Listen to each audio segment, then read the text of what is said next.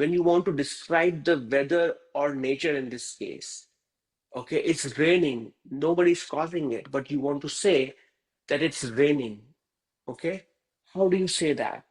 To rain, which is barish hona, to get cold, ठंड होना, to get hot is गर्मी होना, to get dark is अंधेरा होना. This is your category one, where you want to sort of, you want to describe the weather or the nature that is happening right now. Okay,